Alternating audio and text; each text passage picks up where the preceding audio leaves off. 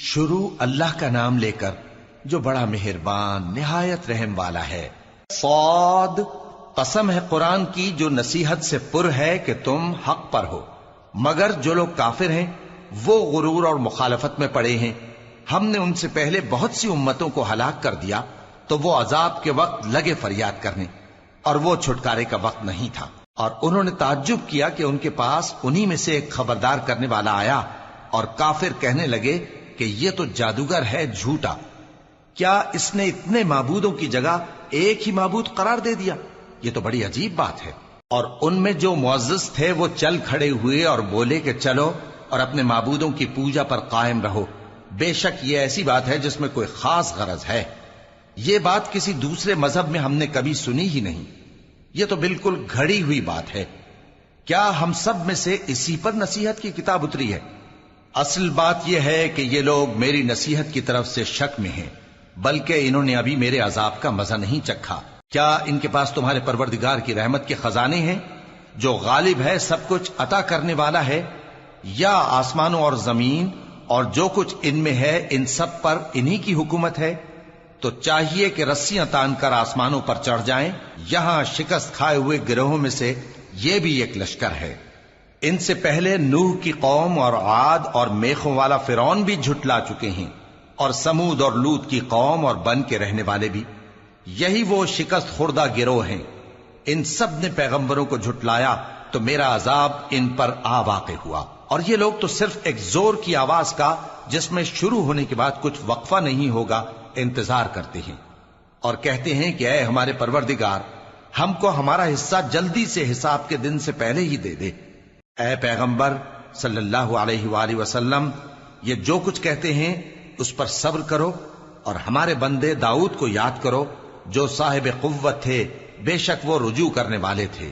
ہم نے پہاڑوں کو ان کے زیر فرمان کر دیا تھا کہ صبح و شام ان کے ساتھ تسبیح کرتے تھے، اور پرندوں کو بھی کہ وہ جمع رہتے تھے، ہر ایک ان کے آگے رجوع رہتا تھا۔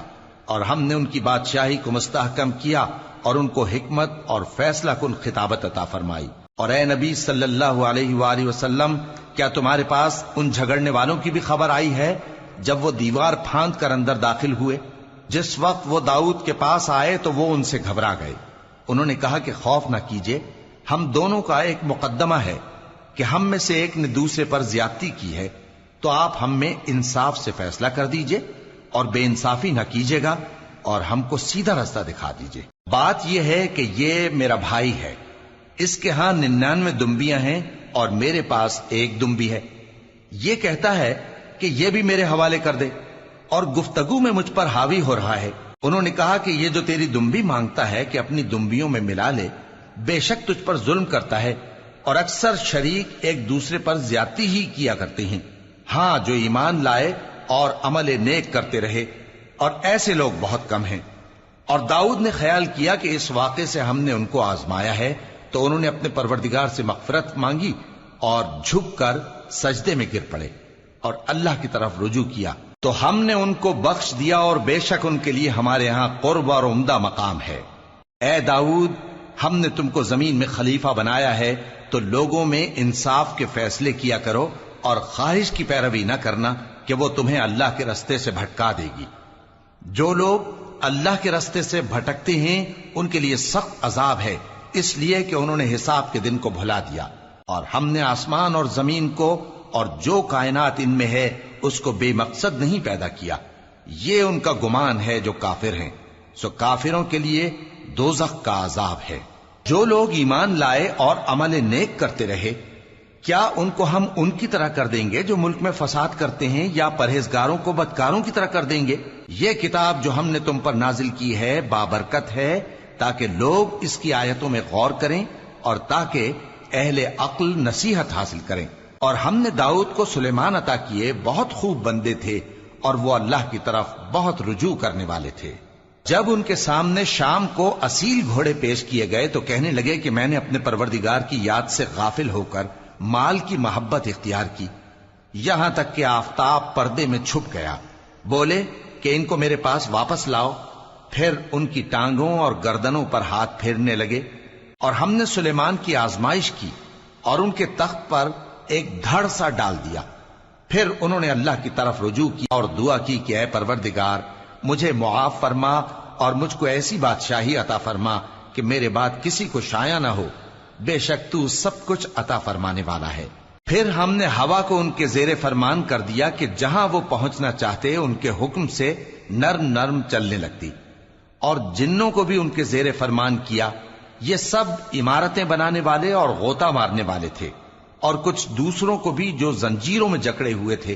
ہم نے کہا یہ ہماری بخشش ہے، چاہو تو احسان کرو یا رکھ چھوڑو، تم سے کچھ حساب نہیں ہے، اور بے شک ان کے لیے ہمارے ہاں قرب اور عمدہ ٹھکانہ ہے۔ اور ہمارے بندے ایوب کو یاد کرو جب انہوں نے اپنے رب کو پکارا اور کہا کہ شیطان نے مجھ کو ایذا اور تکلیف دے رکھی ہے۔ ہم نے کہا کہ زمین پر لات مارو، دیکھو یہ چشمہ نکل آیا، نہانے کو ٹھنڈا پانی اور پینے کو بھی، اور ہم نے ان کو اہل و عیال اور ان کے ساتھ اتنے ہی اور بخشے۔ یہ ہماری طرف سے رحمت اور عقل والوں کے لیے نصیحت تھی۔ اور ہم نے کہا اپنے ہاتھ میں تنکوں کا ایک مٹھا لو، پھر اس سے مار لو اور قسم نہ توڑو، بے شک ہم نے ان کو ثابت قدم پایا، بہت خوب بندے تھے، بے شک وہ بہت رجوع کرنے والے تھے۔ اور ہمارے بندوں ابراہیم اور اسحاق اور یعقوب کو یاد کرو جو قوت والے اور صاحب نظر تھے۔ ہم نے ان کو ایک صفت خاص آخرت کے گھر کی یاد سے ممتاز کیا تھا، اور وہ ہمارے نزدیک منتخب اور خوبی والوں میں سے تھے۔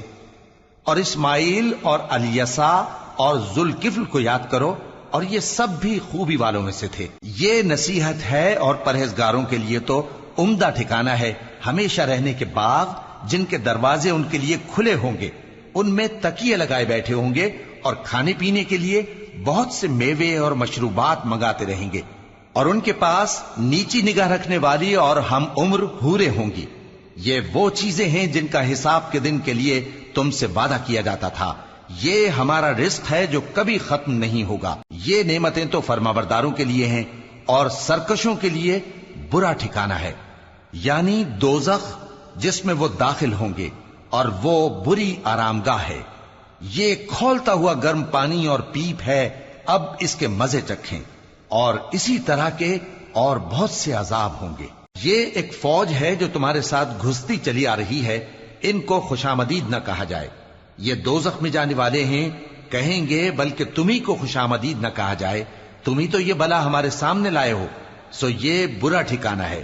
وہ کہیں گے اے پروردگار جو اس کو ہمارے سامنے لایا ہے اس کو دوزخ میں دگنا عذاب دے، اور کہیں گے کیا سبب ہے کہ یہاں ہم ان لوگوں کو نہیں دیکھتے جن کو ہم بروں میں شمار کرتے تھے؟ کیا ہم نے ان سے ٹھٹھا کیا ہے یا ہماری آنکھیں ان کی طرف سے پھر گئی ہیں؟ بے شک یہ اہل دوزخ کا جھگڑنا برحق ہے۔ کہہ دو کہ میں تو صرف خبردار کرنے والا ہوں، اور اللہ اکیلے اور غالب کے سوا کوئی معبود نہیں۔ جو آسمانوں اور زمین اور جو مخلوق ان میں ہے سب کا مالک ہے، غالب ہے، بخشنے والا۔ کہہ دو کہ یہ ایک بڑی ہولناک چیز کی خبر ہے جس کو تم دھیان میں نہیں لاتے۔ مجھ کو اوپر کی مجلس والوں کا جب وہ جھگڑتے تھے کچھ بھی علم نہ تھا، میری طرف تو یہی وحی کی جاتی ہے کہ میں کھلم کھلا خبردار کرنے والا ہوں۔ جب تمہارے پروردگار نے فرشتوں سے کہا کہ میں مٹی سے انسان بنانے والا ہوں، جب میں اس کو درست کر لوں اور اس میں اپنی روح پھونک دوں تو اس کے آگے سجدے میں گر پڑنا۔ سو تمام فرشتوں نے سجدہ کیا مگر ابلیس کہ وہ اکڑ بیٹھا اور کافروں میں ہو گیا۔ اللہ نے فرمایا کہ اے ابلیس، جس شخص کو میں نے اپنے ہاتھوں سے بنایا اس کے آگے سجدہ کرنے سے تجھے کس چیز نے منع کیا؟ کیا تو غرور میں آ گیا یا اونچے درجے والوں میں تھا؟ بولا کہ میں اس سے بہتر ہوں کہ تو نے مجھ کو آگ سے پیدا کیا اور اسے مٹی سے بنایا۔ فرمایا بس یہاں سے نکل جا، تو مردود ہے اور تجھ پر قیامت کے دن تک میری لعنت پڑتی رہے گی۔ کہنے لگا کہ میرے پروردگار، اچھا تو مجھے اس روز تک کہ لوگ اٹھائے جائیں مہلت دے۔ فرمایا کہ تجھ کو مہلت دی جاتی ہے اس روز تک جس کا وقت مقرر ہے۔ کہنے لگا کہ مجھے تیری عزت کی قسم، میں ان سب کو بہکاتا رہوں گا سوائے ان کے جو تیرے چنے ہوئے بندے ہیں۔ فرمایا ٹھیک ہے، اور میں ٹھیک ہی کہتا ہوں کہ میں تجھ سے اور جو ان میں سے تیری پیروی کریں گے سب سے جہنم کو بھر دوں گا۔ اے پیغمبر کہہ دو کہ میں تم سے اس کا صلہ نہیں مانگتا اور نہ میں بناوٹ کرنے والوں میں ہوں۔ یہ قرآن تو اہل عالم کے لیے نصیحت ہے، اور تم کو اس کا حال कुछ वक्त के बाद मालूम हो जाएगा।